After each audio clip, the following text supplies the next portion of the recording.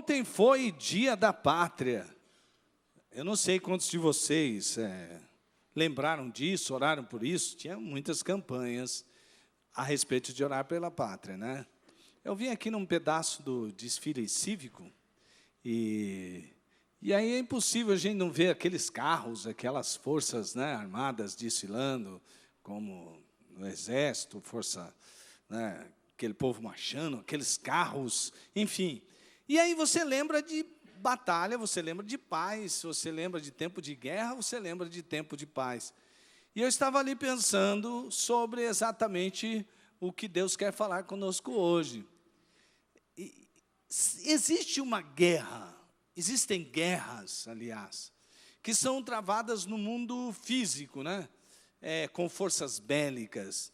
Existem também outros tipos de guerras. Mas será que existe algo no mundo invisível que interfere no mundo visível? Há alguma coisa assim desse tipo?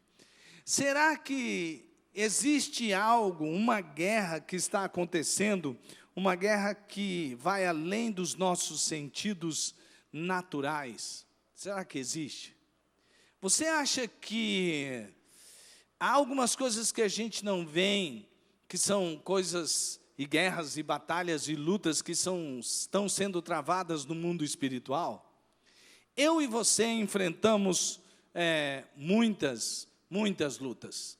E essa batalha, ela não tem trégua, é 24 horas por dia e 7 dias da semana. O tempo todo a gente está em guerra. Você está enfrentando uma luta, está enfrentando outra luta. E parece que quando você meio que põe assim ali no ponto morto, né? Você diz assim, agora eu vou dar uma relaxada aqui, né? Esses dias eu estava ouvindo o pastor Yuri pregar sobre isso, ele disse uma coisa muito interessante. Às vezes até aquele filminho que você vai assistir, né? Tipo comédia romântica.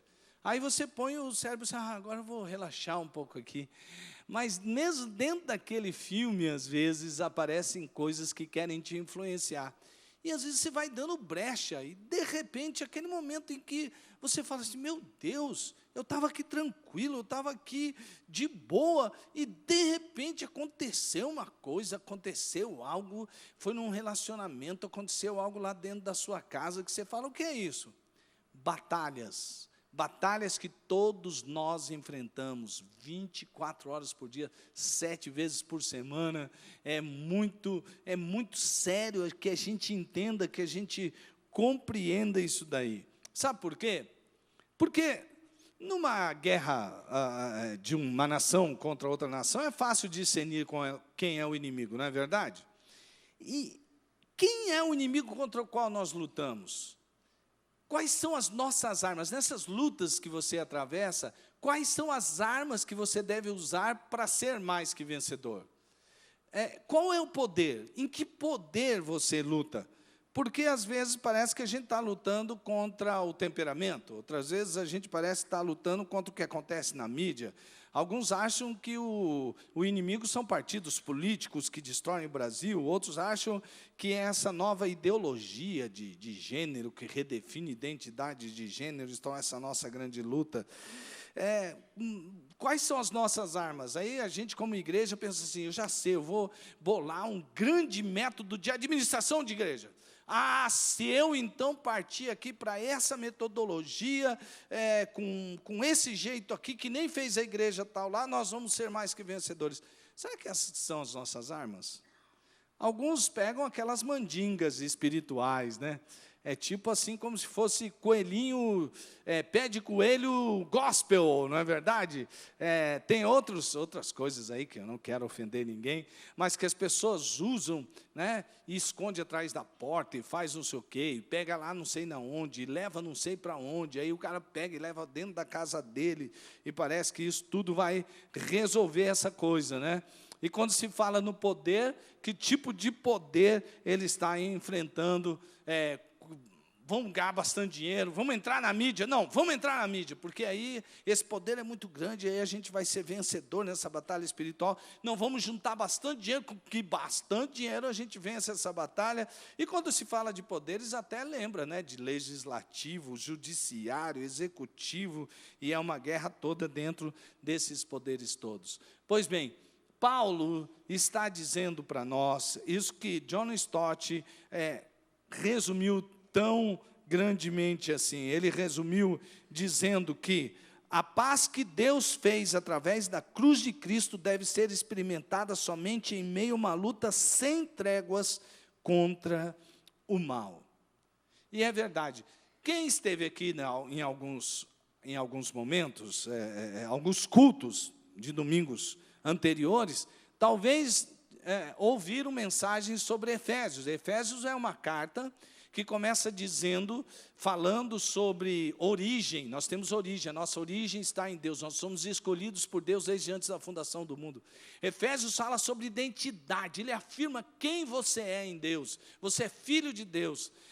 Fala qual é o seu propósito, ser santo e irrepreensível no meio de uma geração toda detonada. E diz que a vida não acaba aqui, que você tem um destino, o seu destino é viver para sempre ao lado de Deus. Quer aqui, quer quando você partir daqui, o seu destino é a presença de Deus. Olha que maravilha, gente. Lá no capítulo 2 ele lembra ainda, olha, que nós éramos, não somos mais, nós estávamos mortos em nossos delitos e pecados, mas Deus, em Jesus nós ganhamos vida, pela graça fomos salvos e hoje nós temos uma nova vida. E no capítulo 3 ele vem falando sobre o Espírito Santo, vem falando sobre o poder de Deus. Nós vimos aqui sobre ser um poema de Deus. Deus está escrevendo uma história linda através de você, para que o mundo leia e glorifique a Deus, diga isso, Jesus na vida dessa pessoa, você é um poema de Deus.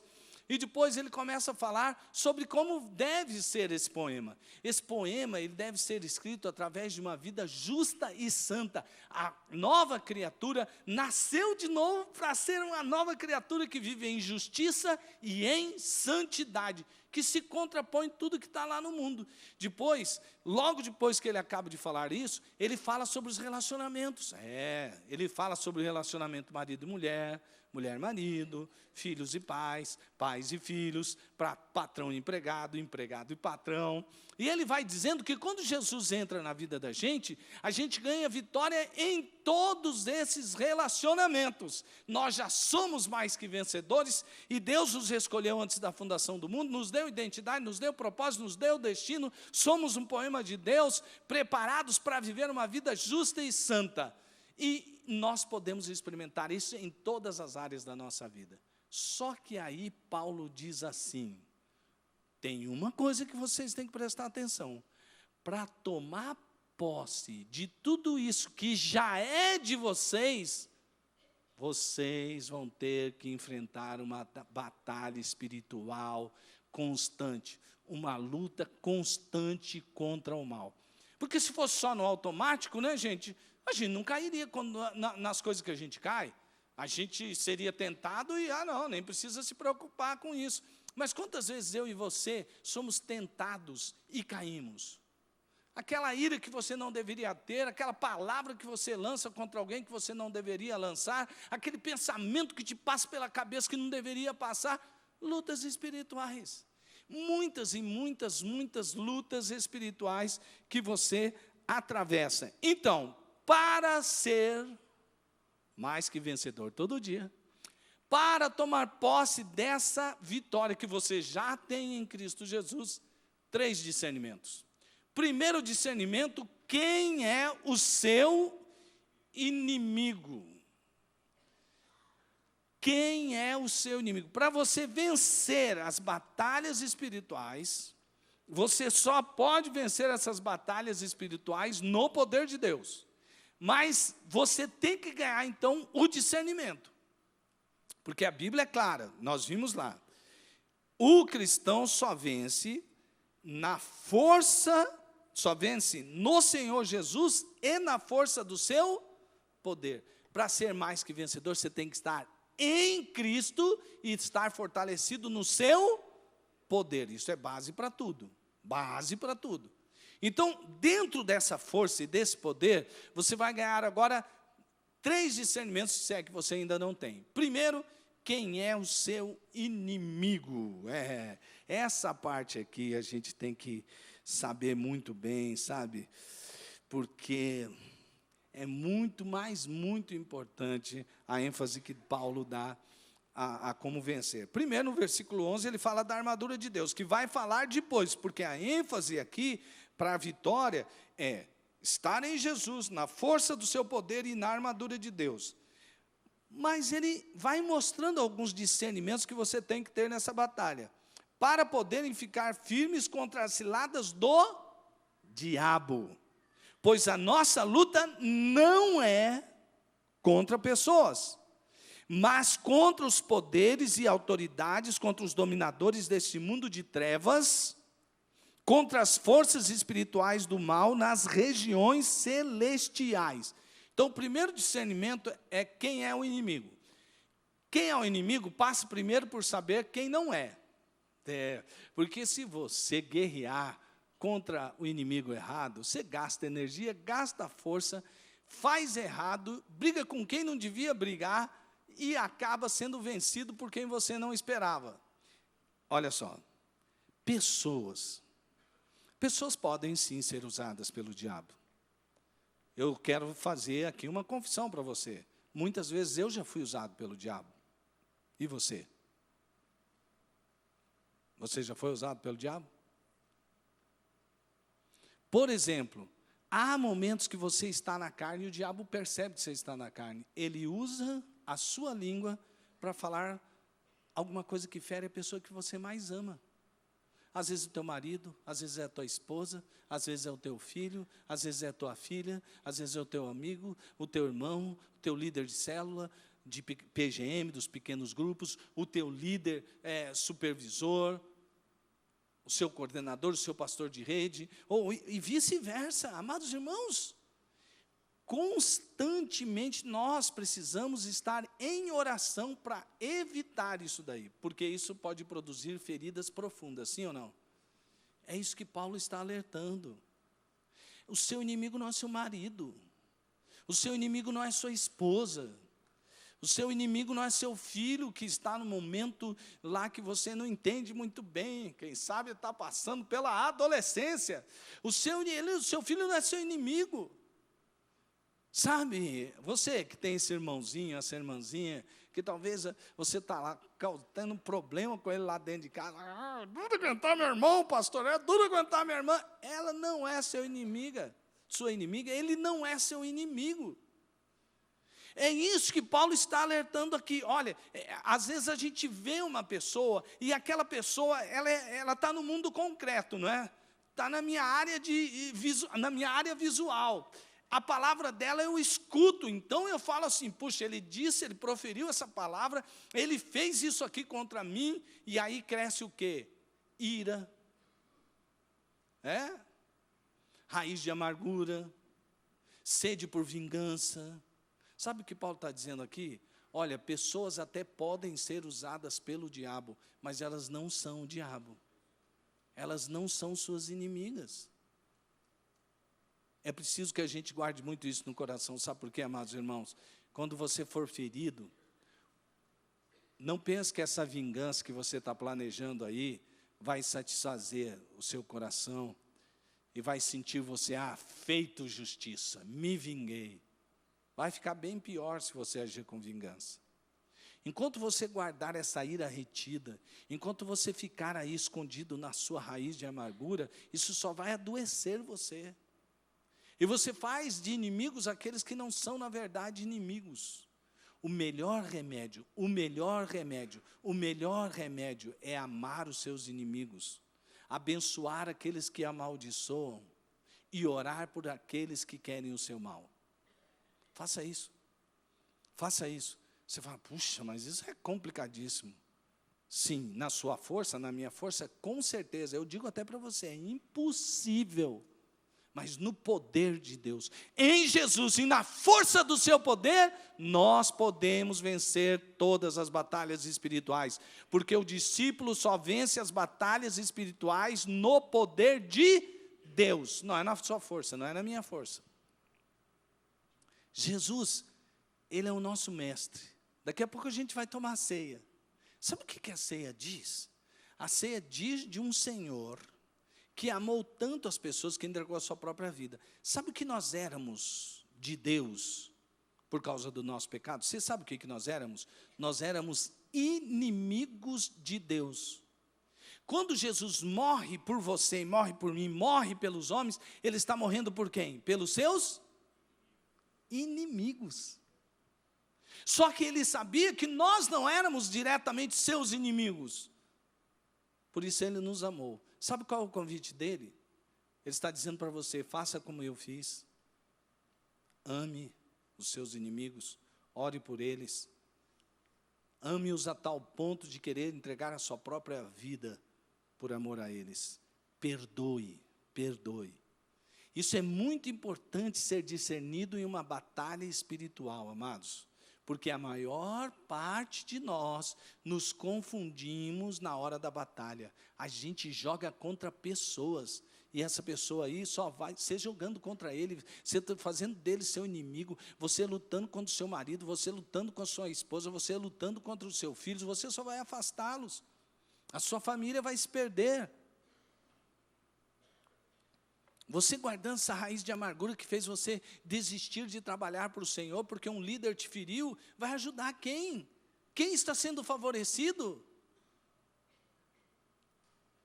É por isso que aí, Paulo, inspirado pelo Espírito Santo, temos aqui a palavra de Deus dizendo que a nossa luta não é contra as pessoas, mas contra os poderes e autoridades, contra os dominadores deste mundo de trevas, contra as forças espirituais nas regiões celestiais.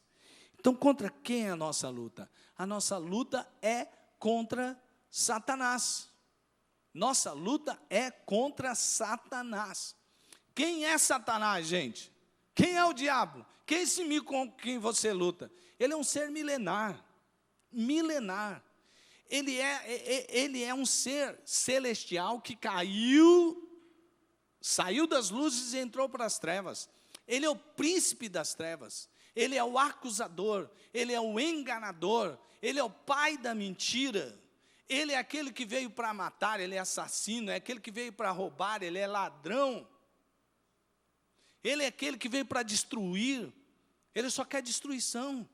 E sabe de uma coisa? Você não tem a mínima chance de vencer o diabo na sua força. Você não tem a mínima chance de vencer o diabo nas suas forças. Quando o diabo olha para você sem Deus, ele olha para você com desprezo, com desdém. Você não é nada, nós não somos nada. Diante de forças espirituais dessa magnitude, nós somos exatamente nada. É por isso que Paulo está dizendo que eu e você temos que entender que nessa batalha espiritual estamos lutando contra um inimigo que é forte, que pode muitas coisas, que tem várias coisas a seu serviço para fazer você cair. Paulo diz lá no capítulo 2, quando ele fala sobre quem nós éramos, ele diz que há 3 poderes de morte que levam você à destruição. O primeiro poder é o diabo, potestade daquele que atua no ar. O mundo e a sua carne. Mas o mundo e a carne, o mundo está a serviço de quem? De Satanás. E a sua carne é base de operação de quem? Do Espírito Santo ou do diabo? Do diabo, você entendeu? Então ele está dizendo assim, olha, esse inimigo, ele não deve ser desprezado, porque ele é ardiloso. Olha como ele começa, para vencer o diabo e entender, ou seja, olhar, lançar luz sobre os seus ardis. Ele é ardiloso, ele é cheio de armadilha, ele sabe como te enganar. E sabe quando você se acha, não, que bobeira, você acha que eu vou ser bobinho assim? É isso que ele gosta, de você achar que você tem força em si mesmo para vencê-lo, porque para ele, sabe essas artimanhas que às vezes algumas pessoas pensam que tem? Mas eu tenho uma estratégia aqui. Aliás, a palavra é exatamente essa quando Paulo fala de ciladas, estratégias. Você não tem estratégias, que você vai ser mais estratégico que o diabo, que o inimigo. Não. Não se engane com isso. Então, primeiro, não desconsidere o diabo e seus demônios. não subestime o inimigo. Não subestime o inimigo. Não subestime o inimigo. Você só pode vencer suas lutas espirituais. Você só pode vencer esse inimigo em Cristo e na força do seu poder. Olha, sobre o inimigo, não superestime. Sabe por quê? Eu sei que quando eu falo assim, algumas pessoas que têm a tendência a superestimar, daqueles que estão me ouvindo aqui agora, ou que talvez me ouvirão numa internet da vida, no YouTube, enfim, eles já ficam assim, já vou até cutucar o outro. Está vendo? Te falei. Por isso que eu falo, o diabo, meu Deus, ai, ele tem. Por exemplo, ele deve estar agindo agora. O que é? Olha só o símbolo da sua camisa. Olha isso aí, sabe isso daí? É um chifre. Olha lá, você não consegue ver? Olha, pega esse daqui. Olha aquele quadro que está aqui. Olha isso que está lá. Olha que Conquanto eu creia que a gente precisa tomar cuidado com certos símbolos e certas coisas que você traz para dentro da sua casa, não subestimo isso também, mas superestimar é algo que você não deve fazer. Sabe por quê? Você é mais que vencedor em Cristo Jesus. O diabo já está derrotado. Ele não está aniquilado, por isso você não deve subestimá-lo. Mas ele está derrotado, você é mais que vencedor. E sabe, quando o diabo vem contra você e você está em Cristo e na força do seu poder, ele não vai mais te olhar como esse serzinho assim, não. Ele fala, uau, olha quem está com ele. Olha quem está com ele. Eu me lembro uma vez, nós fazíamos um trabalho aqui com juventude, era quarta gospel ainda, e tinha alguns jovens que eles eram meio assim, contra esse trabalho, tipo das trevas, né? E aí um deles acharam que esse negócio de quarta gospel aí, fica falando isso para os jovens, curtição é outra coisa, vamos juntar uma turma aí, vamos. E eles tinham lá uma filosofia religiosa meio estranha, e eles foram para o cemitério.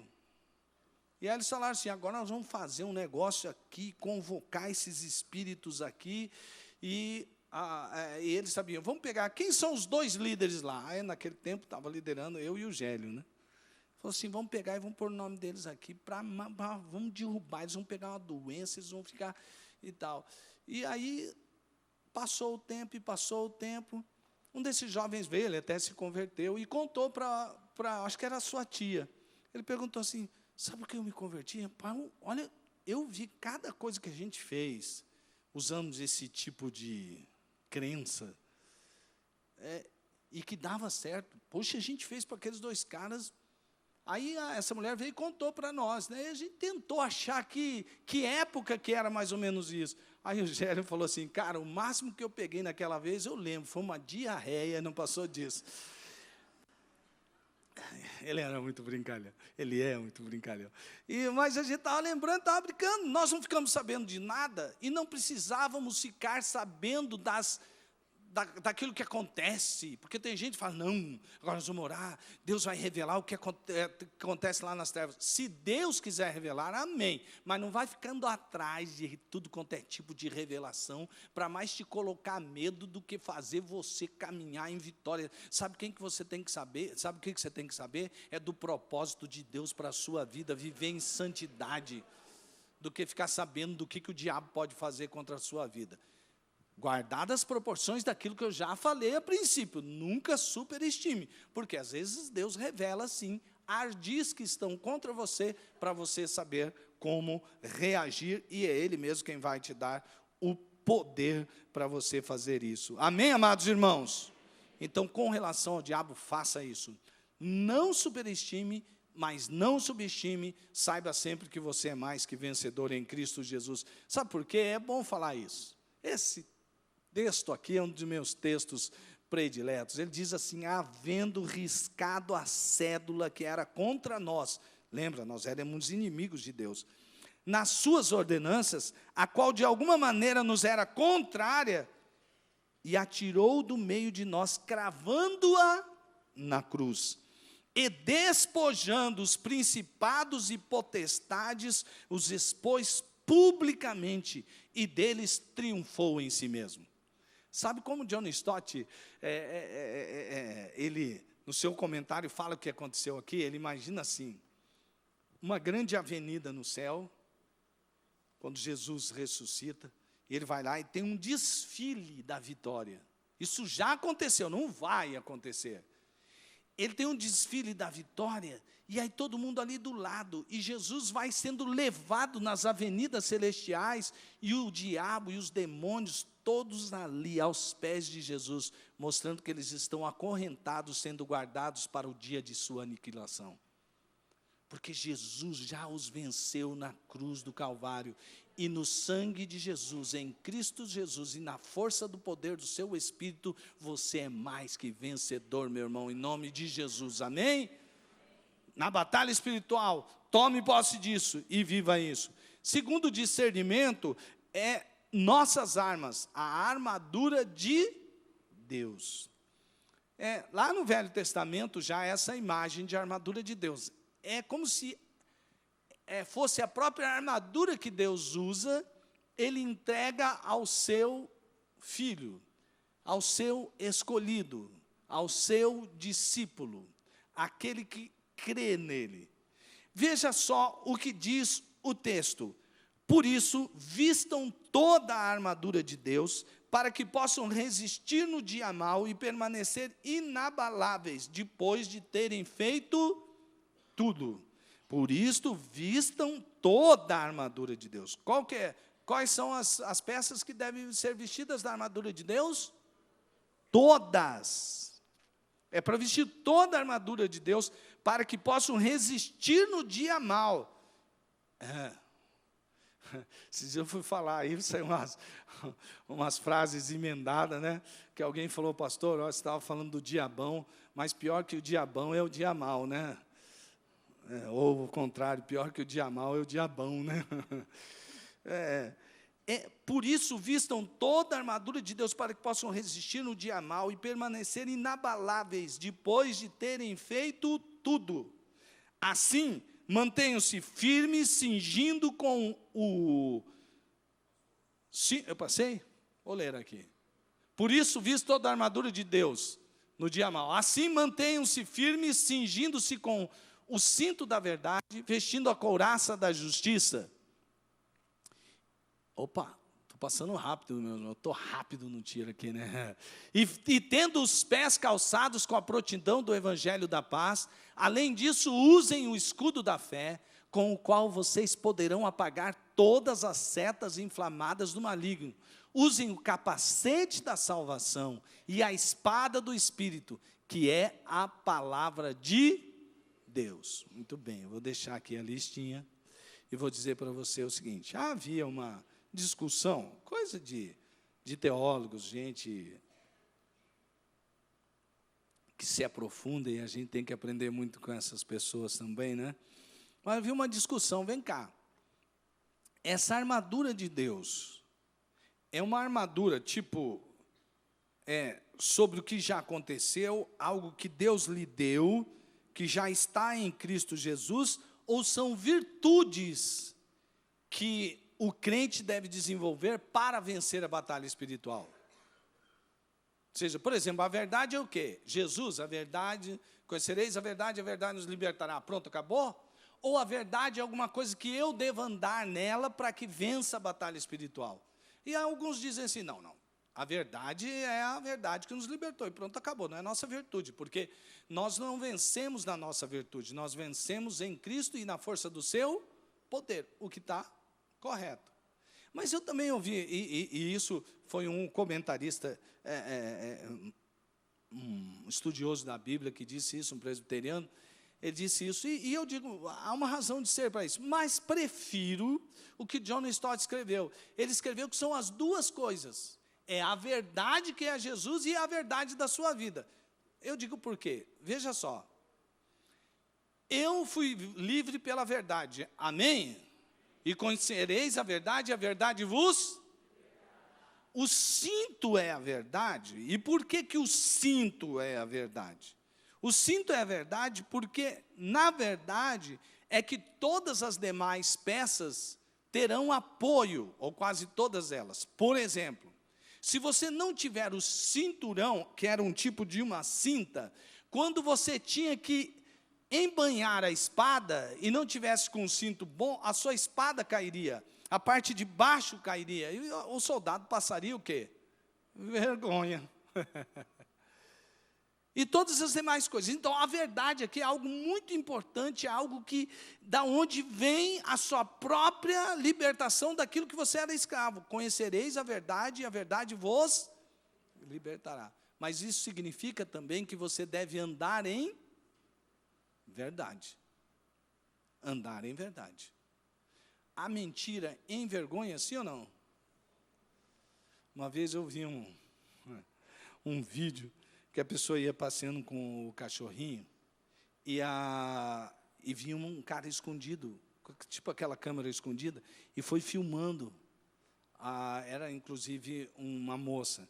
E aquela moça ia, e o cachorrinho parou ali, e ela estava com um saquinho realmente na mão, tal, e o cachorro parou ali e fez as suas necessidades ali. E aí ela continuou, ela olhou assim, não quis pegar muito, foi. Aí umas ela pegava, outra não pegava, tal. E aí o rapaz chegou lá na frente e falou assim, você passeia com o seu cachorrinho e você recolhe aí os dejetos dele e tal. Eu recolho todos. Por isso que você está com a luva e tal. Sim, sim. Você não deixa nenhum, assim, mesmo que, vamos dizer que você, não, eu fico cuidando, eu vejo todos, eu não deixo um para trás. Aí ele pegou e falou assim, posso mostrar um vídeo para você?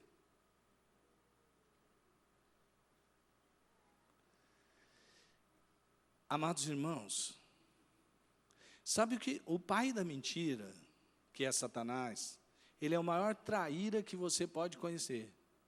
Ele primeiro ensina você a mentir e depois expõe você a sua própria mentira. Você acha que ele é bonzinho? Você acha que nesse jogo de mentira o diabo quer ajudar você a vencer, a prevalecer, a ganhar com isso? Não! O diabo quer fazer você mentir para sair da verdade, que é Jesus. Verdade. Couraça da justiça. Quer ver? Nós já fomos justificados pelo sangue de Jesus. Amém, irmãos? Daqui a pouco a gente vai tomar a ceia do Senhor. Então, nós já fomos justificados pelo sangue de Jesus. Eu e você já somos justificados. Lá em Romanos, Paulo diz, o mesmo que escreveu essa carta, inspirado pelo mesmo Espírito Santo de Deus, que é a palavra de Deus, ele diz assim, nenhuma condenação há mais para os que foram justificados por Cristo Jesus. Ali a palavra é justificação. Você já foi justificado, meu irmão. Não tem nada, nem ninguém mais que pode condenar você. Agora, se você já foi justificado, veja se não é verdade, você tem que andar no quê? Na justiça. A injustiça dói, sim ou não? Eu vi uma história sobre uma mulher que trabalhava para uma senhora, e ela chegou um dia para aquela sua secretária, para a sua empregada, e diz assim, olha, sumiu uma pulseirinha de ouro, e eu sei que foi você que pegou. E ela começou, não, olha, não foi, como é que a senhora me acusa assim, e vai. E ela foi ficando terrivelmente constrangida por aquilo, e a patroa falou, agora você pega as suas coisas e some daqui. Some. E ela foi, mas olha, quero dizer que eu vou mesmo embora, porque já nem tenho mais condições de trabalhar aqui. Mas essa acusação é injusta, e como a injustiça dói. E quando elas estavam acabando de conversar, de discutir, chega a netinha daquela senhora e vai entregar alguma coisa para ela, e a hora que ela levanta a mão, o que é que está no pulso dela? A pulseira de ouro. E aquela senhora falou, foi um engano, tira suas coisas, continua trabalhando aí, esquece esse negócio. Ela disse, não posso esquecer isso daí. E ela foi contando, e depois a história continua, ela mostra como Deus a abençoou. Sabe, eu estou contando essa história porque nós devemos perceber muito como nós nos tratamos uns aos outros. Essas questões que às vezes a gente tem de julgar o outro, de pensar, adiantar aquilo que o outro fez e às vezes ele nem fez. Nós devemos tomar muito cuidado para não agirmos com injustiça, porque nós somos libertos da justiça, e na batalha espiritual é isso que o diabo quer que você faça. Jogue o jogo dele, mas você já é nova criatura. A roupa velha e fedida já não presta mais. Você tem uma nova roupa, que é roupa de santidade. Amém? Calçado o evangelho da paz. Evangelho da paz. Nós éramos inimigos de Deus. O nosso interior estava totalmente em guerra. Não havia paz dentro de nós. Jesus entra e a paz vem habitar dentro de nós. E aí, o que acontece? Quando o Rei da Paz entra, ele entra e traz a paz, e nos pacifica com Deus, e nos pacifica uns com os outros.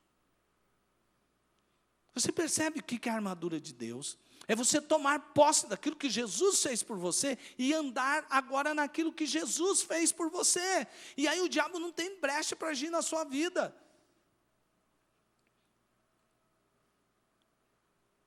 Escudo da fé. O escudo era para impedir os dardos inflamados do maligno. Fé. Eu não sei com relação a você, mas o contrário de fé para mim é incredulidade. Mas um produto da incredulidade que me faz pensar que esse é o resultado de não ter fé é você ter medo, você ser intimidado. Me parece aqui, que faz parte de toda essa batalha espiritual, acompanhando desde o primeiro capítulo, que Paulo insiste sobre identidade, insiste sobre comunidade da fé, porque ele quer mostrar que nós não estamos mais sujeitos às coisas que nós estávamos antes, nem como indivíduo e nem mais como corpo, igreja. E que a gente precisa entender que há um grande poder dentro de nós e que nós temos que tomar posse desse poder e vencer pela fé. E fé não é aquilo que você está vendo no mundo físico. Fé é você enxergar aquilo que ainda não existe como se já existisse. Então o diabo, ele sempre tenta te intimidar. Ele coloca gigantes na sua frente. Ele coloca circunstâncias que você fala assim: meu Deus, eu não vou mais escapar disso aqui, eu não consigo mais. Isso aqui já era. E Deus está falando: não desista, não se deixe intimidar, livre-se do medo, haja pela fé. Capacete da salvação. O capacete a gente põe na cabeça, né, gente? Eu lembro que é uma época que falavam para o motoqueiro usar capacete, e a gente via muito motoqueiro usando capacete no cotovelo, né? Mas capacete é para pôr na cabeça, não é verdade? O capacete do soldado romano, ele era muito importante, porque no soldado em Roma eles usavam um tipo de uma pena assim vermelha, alguma coisa que quando os soldados inimigos viam de longe, falavam: danou-se. Olha quem vem vindo lá, é o exército romano, estamos perdidos. É isso que a Bíblia está nos ensinando, a palavra de Deus, o Espírito Santo está dizendo: ei, você já foi salvo, você tem uma identidade em Deus, você é filho de Deus. Antes você estava perdido, mas agora você está salvo. Antes você está nas trevas, mas agora você está na luz. E sempre que o inimigo vem querer jogar dúvida na sua cabeça, dizendo para você: você é salvo coisa nenhuma, olha o que você faz, olha quem que você é, olha o que você falou, olha como você se comportou, olha a mentira que você usou, você não é salvo não. Tem um versículo na Bíblia que diz que todos nós somos salvos pelas nossas obras, certo? Sim ou não? Claro que não, nós somos salvos pela graça. Pela graça, irmãos. Pela fé ninguém vai ser salvo, porque se for esperar o ser humano ter fé, está roubado. Pela graça, mediante e a fé é dom de quem? Para que ninguém, você entendeu? Então é aí que está o capacete da salvação. e a espada do Espírito, que é a palavra de Deus. Esse é o instrumento, é a peça da armadura que pode ser usada tanto para a defesa, como principalmente para o ataque. Jesus foi tentado, não é verdade? Jesus foi tentado. E ele venceu a tentação com o quê? Jejum, oração. Porque a gente fala, Jesus venceu pela palavra, mas o que ele estava fazendo antes que ele citou a palavra? Jejum e oração. Então, ele não venceu a tentação só com a palavra, ele venceu a tentação com jejum, com oração e com a palavra de Deus.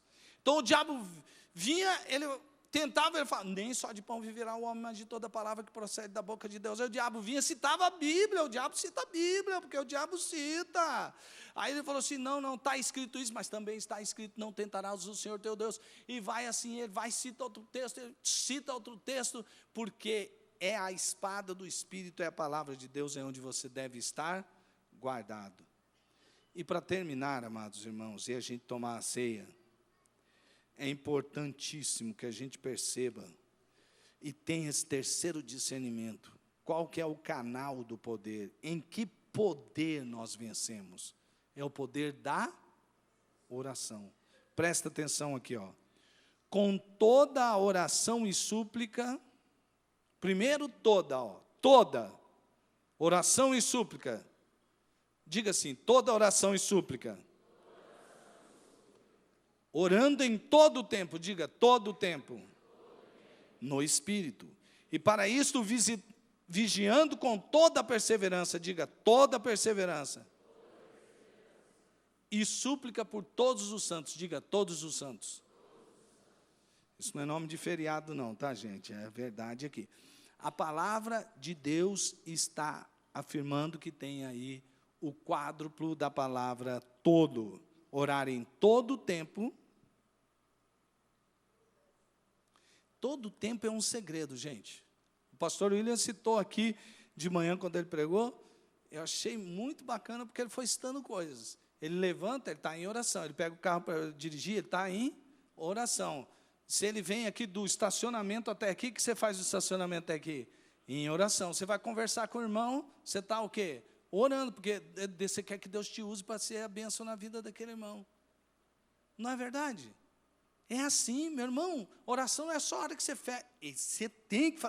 Você tem de fazer isso. O seu tempo a sós com Deus, lá dentro do seu quarto, lá naquele aposento do secreto, porque Deus te responderá no secreto. Isso você tem que ter.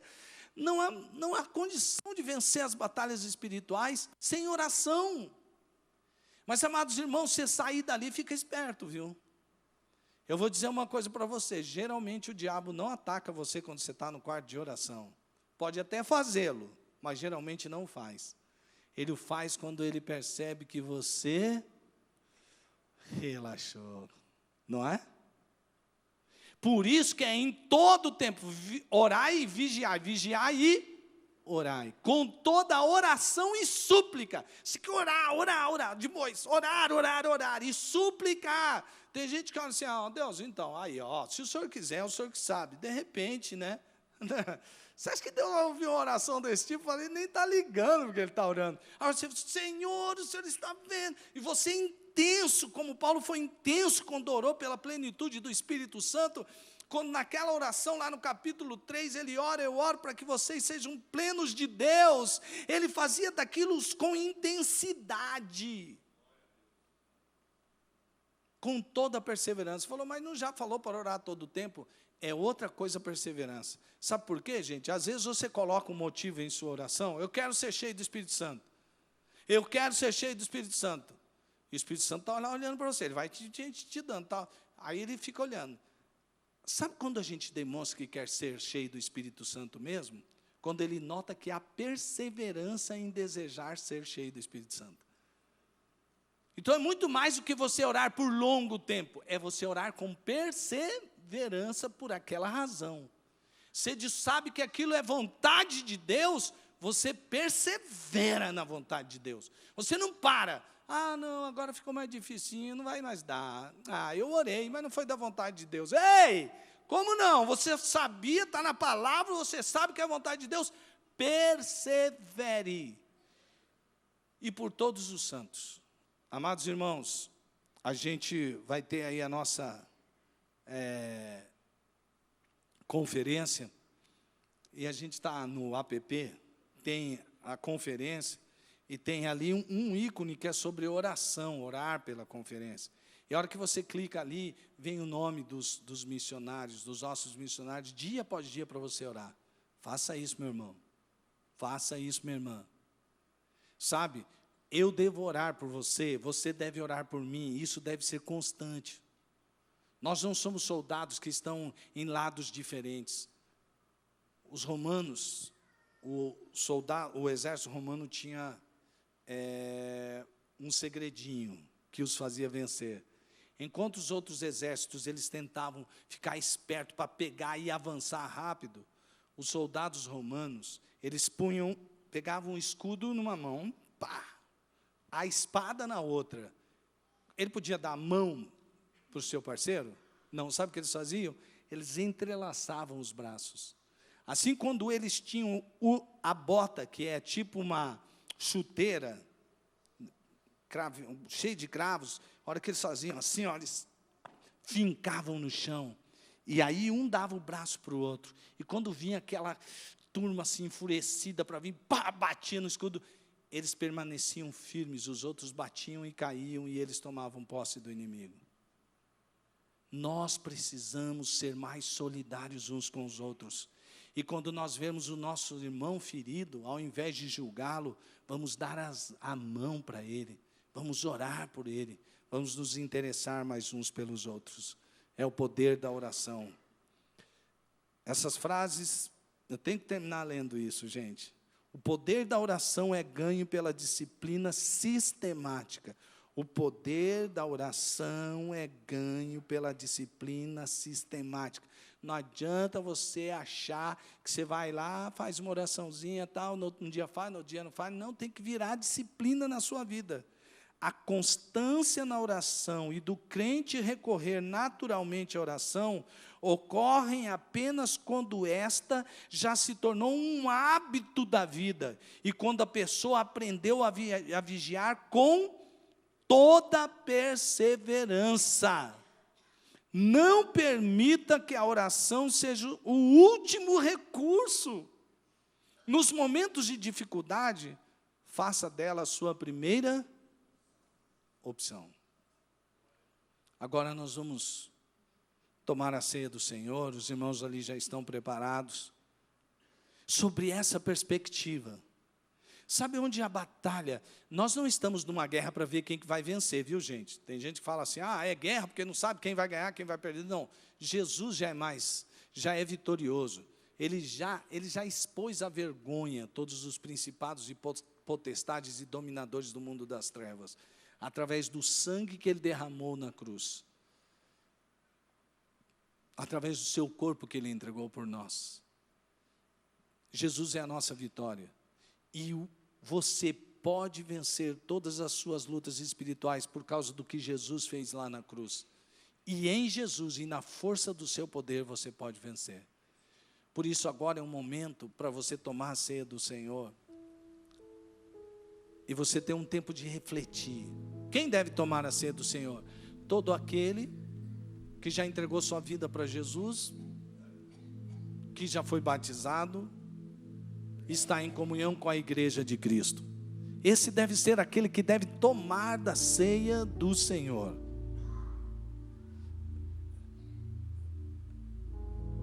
Todos aqueles que vão tomar a ceia do Senhor, que já entregaram suas vidas para Jesus, que já foram batizados, que estão em comunhão com a igreja dele, todos aqueles que vão tomar a ceia do Senhor, fiquem em pé. Só aqueles que vão tomar a ceia, quem não for bom, quem não... Olha aqui, ó. Você é mais que vencedor, mas você vai enfrentar lutas espirituais. Mas você vai vencer em Jesus e na força do seu poder. Lembre-se, pessoas não são suas inimigas. Agora, na hora da ceia, é um momento, quem sabe, que Deus vai lhe trazer à mente alguém com quem você precisa conversar, alguém com quem você precisa liberar perdão, porque pessoas não são suas inimigas. Tirar essa raiva, essa ira, essa raiz de amargura. Pessoas não são suas inimigas. Nessa hora de ceia é a hora que você vai lembrar da armadura de Deus e vai dizer: Deus, eu vou tomar posse de todas elas. E se alguma coisa que foi citada aqui, você diz: poxa, está faltando mais verdade na minha vida, está faltando mais justiça na minha vida, eu tenho me deixado levar por enganos, por dúvidas, faltando mais. Não importa, você vai fazer esse momento de ceia, um momento de tomar posse dessa palavra. E sabe como que você vai fazer isso? No canal do poder, a oração. Por isso os irmãos agora podem passar distribuindo os elementos, e assim que você receber os elementos, você se assenta. Recebeu o cálice e o pão, se assente. Vamos cantar e louvar o Senhor? Glória a Deus.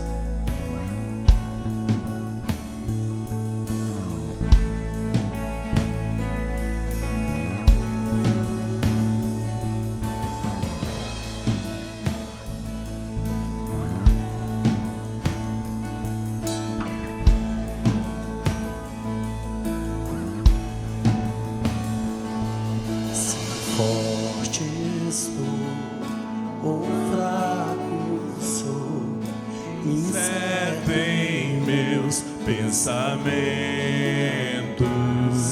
algo que não vai falhar, é mais que o ar para meu respirar. Graça sublime, graça que insiste, graça que me salvou, graça incansável, graça infalível, graça que não me deixou.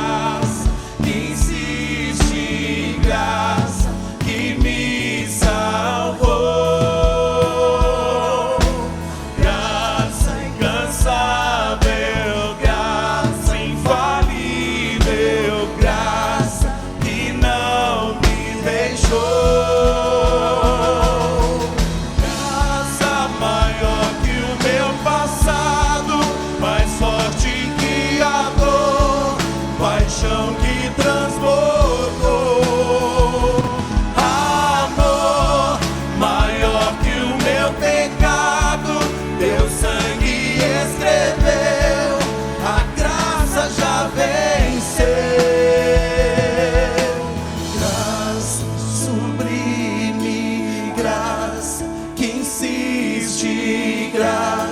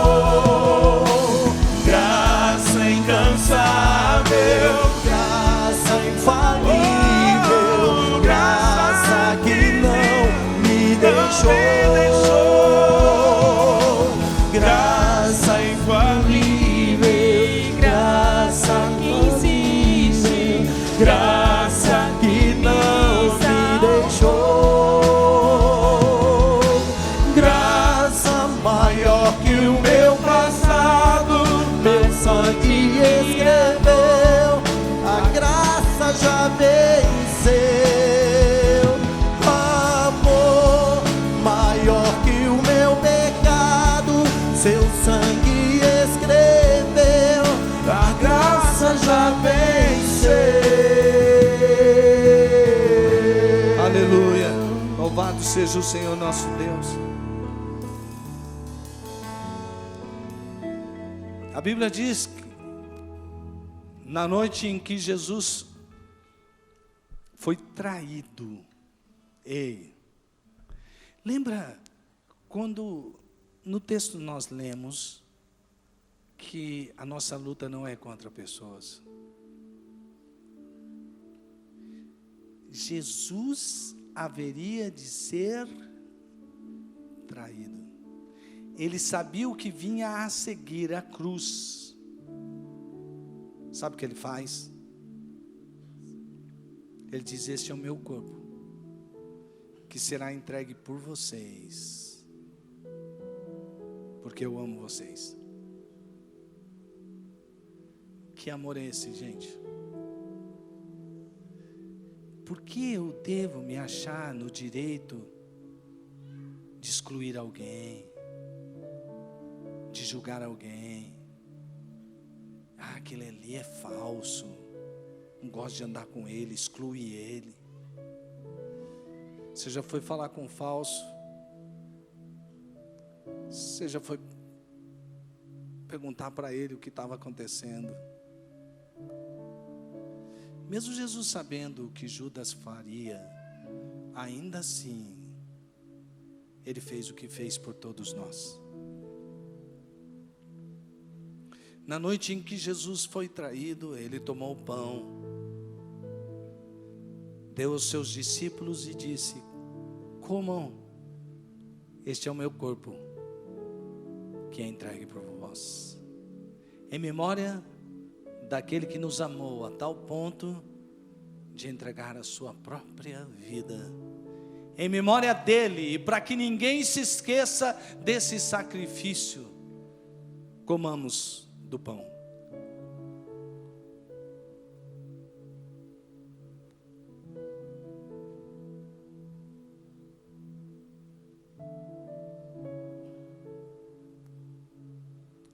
Da mesma maneira, depois de haver comido o pão, pegou do cálice, deu aos seus discípulos e disse: este é o meu cálice que todos vocês tomarão, porque é o meu sangue que será derramado por vocês.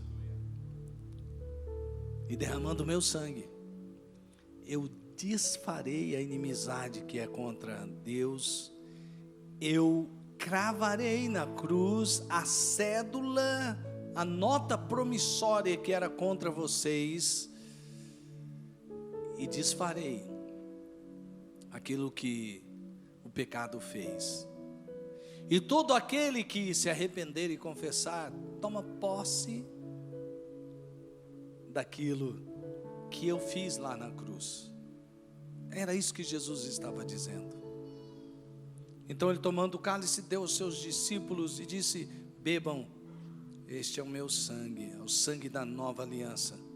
E esse sangue da nova aliança nos fez um em Deus e nos fez um só corpo em Cristo Jesus. Amém? Conforme a ordem do Senhor Jesus, em memória dele e de seu sacrifício, beba do cálice.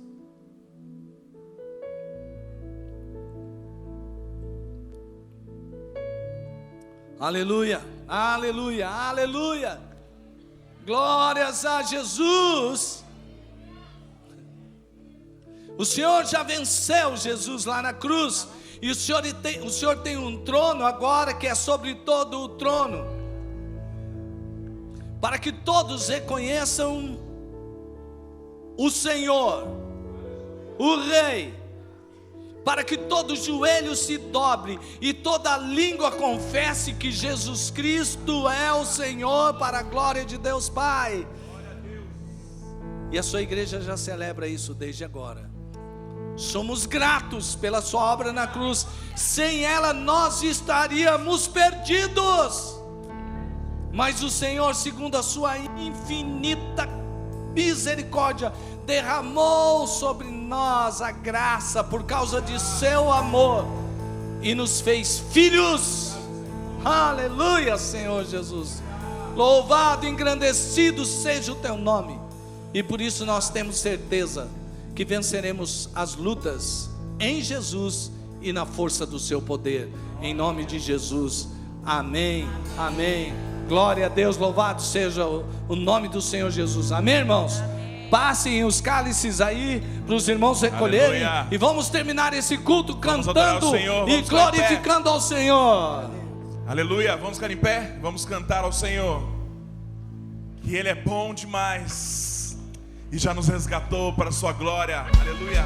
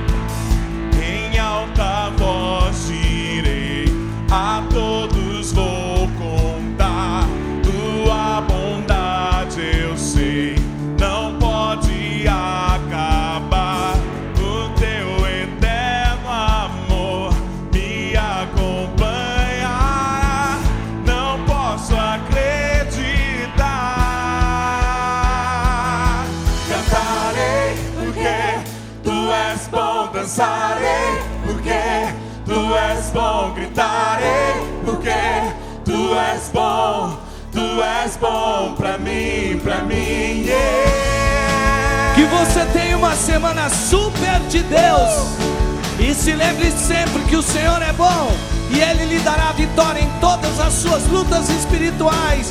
Fique firme em Jesus e na força do seu poder. Quando estou em meio à escuridão, o teu amor reluz, me acende o coração. Incomparável Deus, não me abandonará, não posso acreditar. Cantarei porque tu és bom, dançarei porque tu és bom, gritarei. Tu és bom pra mim, cantarei, porque tu és bom, dançarei, porque tu és bom, gritarei, porque tu és bom pra mim, yeah.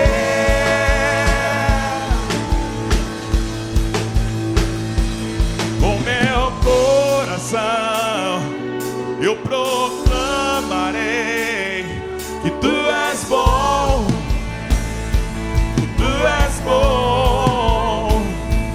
Na tribulação eu me lembrarei que tu és bom, tu és bom. Com meu coração eu proclamarei que tu és bom, tu és bom. Na tribulação eu me lembrarei que tu és bom, tu és bom. Em alta voz direi, a todos vou contar, tua bondade eu sei, não pode